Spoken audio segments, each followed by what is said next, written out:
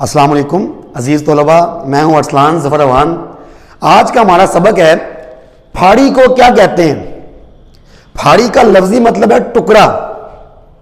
आप लोग बहुत सी अक़साम के फल खाते होंगे, आप फलों के हर टुकड़े को फाड़ी कहते हैं। बिल्कुल दुरुस्त है, गलत तो नहीं है, लेकिन उर्दू का दामन इतना वसी है कि इसमें हर चीज़ का एक ख़ास नाम होता है और एक लफ्ज़ के मुकाबले में बहुत से अल्फाज मौजूद हैं।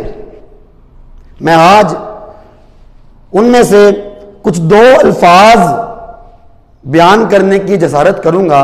पहला लफ्ज़ है काश, दूसरा लफ्ज़ है फांक।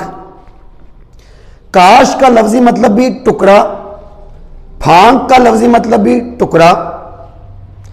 काश तुर्की जुबान से उर्दू में आया, फांक हिंदी जुबान से उर्दू में आया, मगर अब ये उर्दू का हिस्सा है।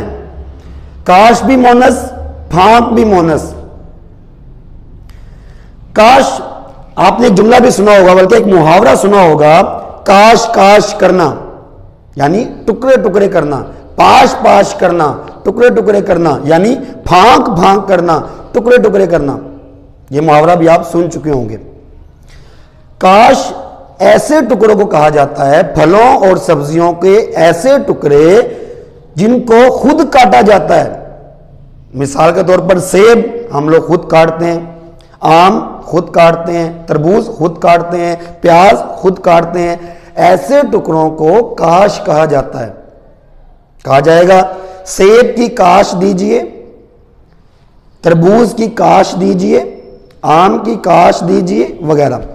इसी तरह फांक ऐसे टुकड़ों को कहा जाता है जो कुदरती तौर पर अलग पाए जाएं, जो कुदरती तौर पर अलग हों, उन्हें हम फांक कहते हैं। मिसाल के तौर पर माल्टा उसके टुकड़े कुदरती तौर पर अलग अलग होते हैं। किन्नू, संतरा, लहसुन, तमाम चीजों के टुकड़े अलग अलग होते हैं।